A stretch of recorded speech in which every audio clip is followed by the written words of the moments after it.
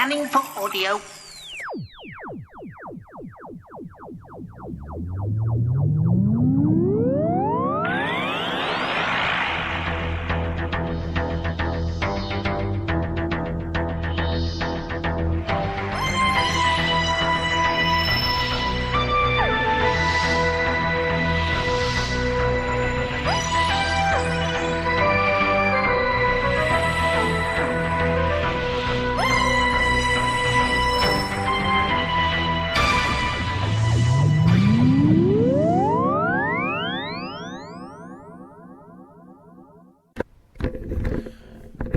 Welcome to a Tin Dog Podcast, SoloCon 2011. So, here we go on our journey to SoloCon.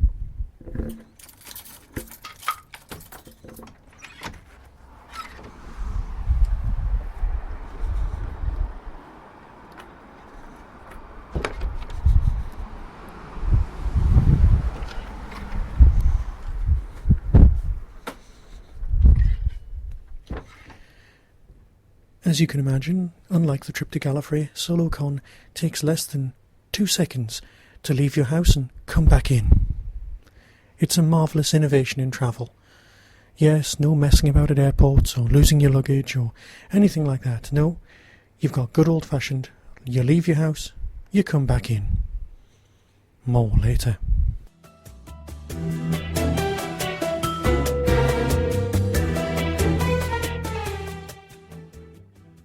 Right, that's me settled in to my room for the convention. Let's just sit on the bed. You know, it's one of the single most comfortable convention rooms I've ever been in. It's marvellous. It's a home from home. Right, of course, the most important part of any convention is, of course, the schedule. And as I said last year, the single most important thing to remember about the schedule is that you have to forget it and leave it on a train or something, but I've actually got one here, so bear with me and I'll go through some of the talks that I'll be completely failing to attend over the course of the next 3 days. First up at SoloCon is Guys Who Dig Chicks Who Dig Time Lords, and that's a rare insight into relationships of female fans and male fans in the world of Doctor Who. Then there's Chicks Who Dig Time Lords. That's a similar thing with a slightly different twist. And then there's Chicks Who Love Dicks Who Love Time Lords, and that's the Terrence Dicks Appreciation Society chat. That's a marvellous thing. I'll be completely missing that one. And there appears to be another 4 variants on that same title. Moving further down the page, there's a very interesting seminar called Failure to Write for Big Finish. You're Not Bitter, No You're Not. Might attend that one. Lovely one further down the page, almost at the bottom now. Torchwood, Why Did You Hate Children of Earth When Everyone Else Loved It? That one seems to have been written just for me. Quite interested in that one. And there's one down here that really is just for me. Convincing Your Wife That We Really Did Go to the Moon in 1969. Not sure she'd be up for that one. And of course, the seminar that's at every single Doctor Who convention, Big Finish, A Celebration. There's been a late addition to the SoloCon, and that's that next door, Virginia Hay will be doing yoga and elder sign design sessions, not connected with the convention, but she will be there. Oh, I've just heard she's cancelled, and she'll be at Gallifrey, just like everyone else. Of course, very important part of this is going to be the charity auction, where I'll probably shove something on eBay. See what happens there. So, let's go from this room. Now, obviously, the convention itself kicks off tomorrow with a very early start for me with the podcasting panel, and you'll be able to download that in 24 hours' time. That's the SoloCon podcasting convention panel. Oh yeah, just me then. So, we're going to go from this room and have a quick walk round the convention itself.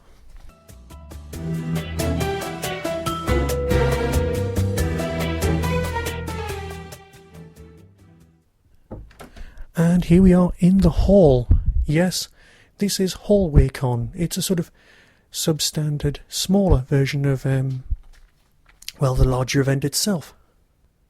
Here is where you can mill about, possibly see some of the guests, possibly see some of your friends that you haven't seen for some time.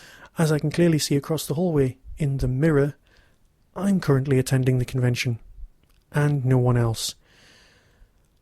Let's have a look in this door here.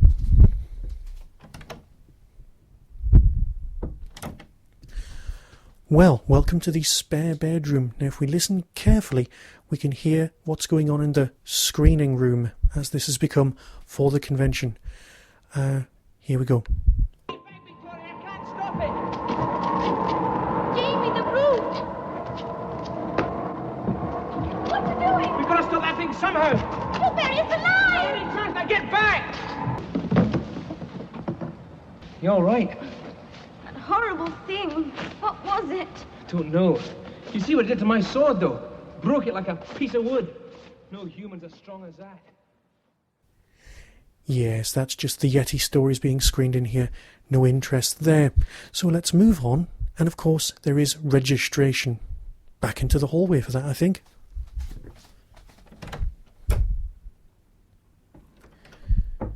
Yes, standing here in the hallway, looking in the mirror. I am here. Yes, I'm the only guest. Don't really need any ribbons or identity. So that's me signed in then. More later.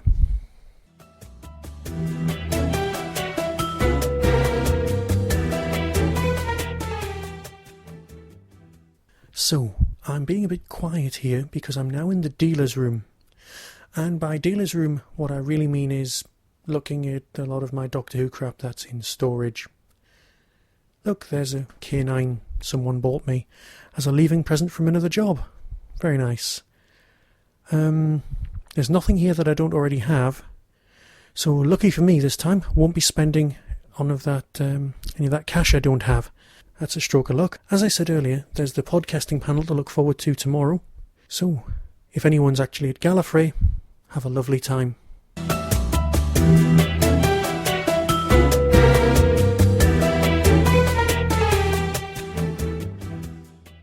Welcome to the first full day of SoloCon.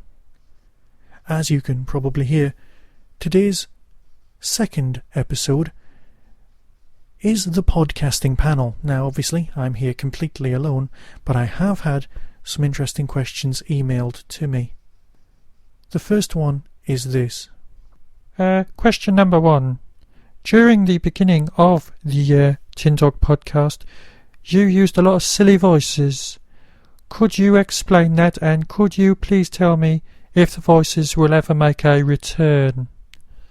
Well, I personally think that the Tin Dog podcast started with me trying to do different impressions and look at the history of things, but doing an impression of like David Starkey or someone like that. And I got a lot of feedback saying that they liked what I was saying, but not how I was saying it. So what I thought I'd do is not do the silly voices anymore, and that would be it. So no, I can't see them coming back on the grounds that I'd lose quite a few listeners. Next question, please. First question. With an overabundance of Doctor Who podcasts, what are your opinions on niche podcasting? The Doctor Who Book Club, music podcasts, Trock podcasts. Do you think there's still room for the big magazine shows, or is that new shows need to be specialists to survive? Right, let me see. The magazine shows are huge. They've got massive download figures. People love them. If there isn't a week without Podshock or Radio Free Skaro or the WhoCast or the Doctor Who podcast or the Flashing Blade or any of those big ones, then people get a bit jumpy. They're part of people's lives, the magazine shows. If a new show needs to be specialised, I suppose it would. I mean, I only started out being a one-man show because I could record whenever I wanted to. I'm lucky enough to receive the review copies of the DVDs and Big Finish stuff, so that's what I review, that's what I talk about. And of course, when the new series is out, I, like everyone else, reviews the new series. That's what we do. I think that now that there's over 50 Doctor Who podcasts, if you want to stand out, it's probably a good idea to specialise in something. Be the Target Novels podcast. Then people who are interested in that will find you. But if you're talented like the Oodcast, be that. Go to your own strengths. I think that's probably a good idea. Right, next question. Shows like the US WhoCast include a myth-arc side story based alongside the story they review. What are some other original programming ideas in podcasting? No idea. Really sorry. Have no idea how to answer that. If I could find some original ideas, I'd probably go with them. I love the songs that some people do. I like parodies. I like every Christmas. I love the Mr. Dalek stories. I love the fact that we all share interviews now through the Podcast Alliance. That's brilliant. So they're the original ideas, but if you get 100 Doctor Who fans together, you're guaranteed to have 100 different opinions. And because Doctor Who fans like listening to other people's opinions, and even if they don't agree with them, in fact, especially if we don't agree with them, then that's a good thing. That's what podcasting's about. Right, next question. The Tin Dog podcast is a one fan and a mic formula. What sort of things do you do to keep podcasting fun and creative for you? Well, what do I do for fun? I mean, I get the discs before the people, and I do kind of have that feeling that it's like Christmas because I get to see a new disc. Every month I'm watching fantastic 2 Entertain stuff and really bad 2 Entertain stuff sometimes as well. That's great. That keeps it fun. But also, like a few weeks ago, I reviewed Dirk Gently's Holistic Detective Agency. I had some time off from pure Doctor Who just to talk about something I wanted to. And because I've only got myself to answer to, it was alright. I do try and record things in lumps, so I do 4 shows at once, and then I can have sort of the rest of the month just making the odd note on something that I know is coming up. And I can get on with my own writing and things like that, which is, of course, what I find, I'm really passionate about. And real life as well, does kind of get in the way of podcasting, or does podcasting get in the way of real life? I'll make your own mind up on that one. Next question, I think. With a small segment of podcasting with the explicit tag out there, such as the TARDIS Tavern, Pharos Project, Happiness Patrol, etc., what are some things that make these shows interesting to you? Does the existence of these shows mean that we are seeing a real diversity of podcasting, of opinion in podcasting? Well, yeah. I mean, the fact that there's some explicit shows out there is brilliant because, we're not all angels all the time. Some of us want the odd drink, and thanks to small recording equipment, we can now drink and podcast at the same time, and that's no longer a crime. I've got no issues with these shows existing whatsoever. I mean, Chris, one of my mates from university, is actually one of the hosts of the Pharos Project, and it's really nice to know that someone I had so much in common with in the past is still doing that.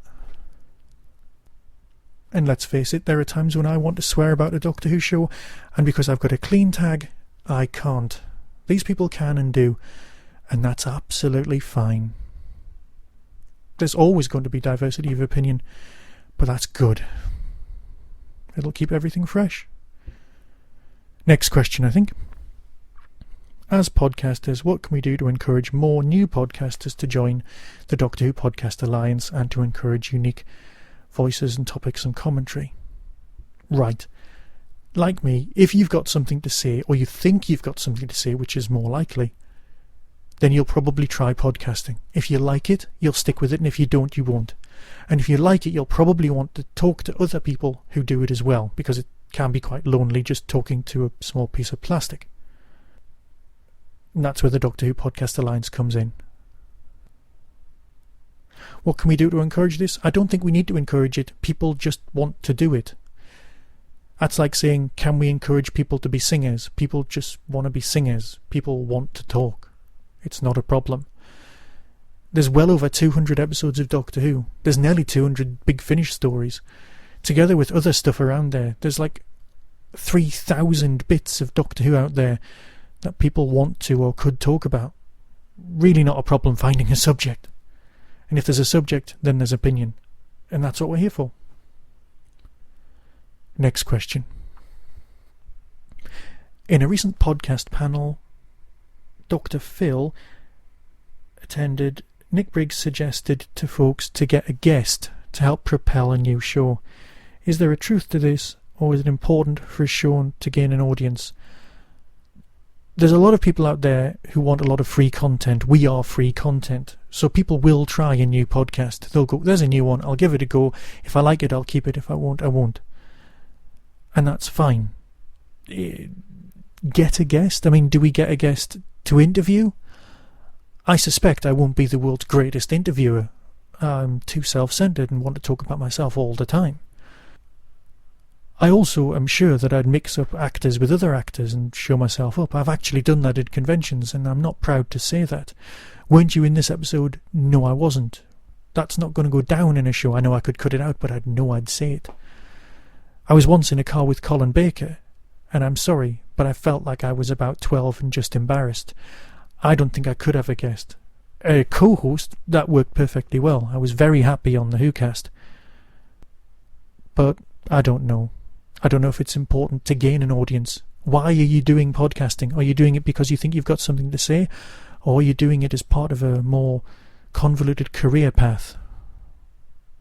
No one's in it for the money. So the size of your audience might impress you and might keep you happy at night, but that's not really why you're doing it, is it? What are the most hilarious shows and hosts you enjoy listening to? You see, if I don't mention someone, they're going to be upset. If I do mention someone, somebody else might be upset. Ken Deep's got the right idea. He just never mentions it. He's just pleased to be out there. Yes, I'm really good friends with Tony from the Flashing Blade and extremely good friends with Tom from the Doctor Who podcast. I've known Chris for years. These are my friends. That's what's happened through Doctor Who. I've met people who've become my friends. Which is why when you're listening to their shows and you answer back, you're surprised when they don't talk back to you. So that's who I enjoy listening to. People who I like but don't necessarily always agree with. People who are good. People who care about what they do and produce it on a regular basis. Our next question. With the varied and tapestry of podcasters to listen to out there, what are the benefits or negative of the types of hosts, the interviewer or techie or ultra trivia guru, or Who newbie or classic series only, or New Who only, or the specialist, the canon keeper, the rationalist, or the rounded Renaissance Who type person? Have we got to a point where we do have the podcaster archetypes and stereotypes, or am I just nuts? It's not that we have podcaster stereotypes. We could do that, but we're Doctor Who fans, so we're already stereotypes. That would be a stereotype within a stereotype, within a subgroup of, oh, it doesn't matter. Yes, there are people who take things too seriously. But that's me in the middle of the night when I'm lying there thinking, right, unit dating, I've got to get this sorted. And the answer is, it doesn't matter. But we can all be those people. We can be all of these people. There are days when I just want to talk about the music used in the Sea Devils. But there are days when I really don't even want to think about the Sea Devils existing. It's really not a problem. So with that, I think this podcasting panel should really draw to an end. There'll be real podcasting panels at Gallifrey, and that's fine. I hope you all have a fabulous time there.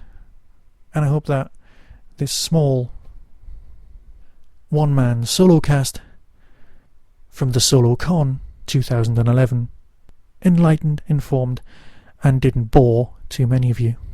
So until tomorrow, when we'll be dealing with Solo Con itself.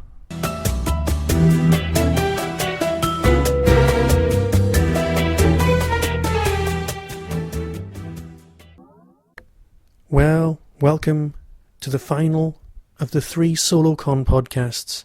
It's been a hectic few days with the podcasting panel yesterday and of course the arrival and completely failing to meet up with any friends that I knew whatsoever because of course I'm the only person here at SoloCon.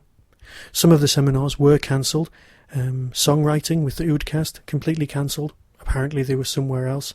Something I particularly enjoyed was the live commentary performed by Lance Parkin as Terence Dix read out his entire works. That one's still going on in the main room. Several guests, of course, completely failed to turn up, mainly because they hadn't replied to any of the letters I'd sent. Paul McGann isn't here. Peter Davison, of course, is probably at some other convention somewhere else, as are many, many other people. Similarly, there was no White Robot. The dealer's hall was a little bit of a letdown, as I had nearly everything. In fact, I had everything, because it was my own stuff I was looking at, that they had in stock. Something that I was quite looking forward to was the cosplay event. Again, a little bit of a letdown, and this year it was won by my 2-year-old daughter, who had a Beanie Baby octopus in her mouth and then tried to talk to me. I'm going to class that one as an Ood impression. Marvellous. Although at one point she did pick up my TARDIS notebook, and I, for one, would vote for her as River's song, but let's move on from there. A little bit of a disappointment this year, I feel. Perhaps next year I'll wear a hat and enter myself and say I'm a doctor or something. I don't know. I'm sure there's a fez in a cupboard. The charity auction itself this year went down very well. My copy of the Eyeless went for charity and was sold for almost £1. So that money's going to a good cause somewhere, possibly to keep the Tin Dog podcast running. So thanks for listening to this solo con of one guy holding a convention in his own house, and I'll fade away and travel back home after a rewarding but largely exhausting weekend. And if you were at Gallifrey, well, you know, I'm not jealous. I'm not, honest. Until next time, when I'll be talking about something to do with snakes, probably. Be seeing you.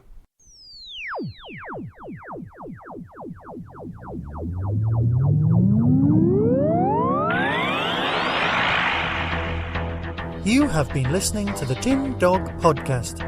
Doctor Who and its associated shows are all trademark of the BBC. No infringement is intended. Contact us at tin-dog@hotmail.co.uk.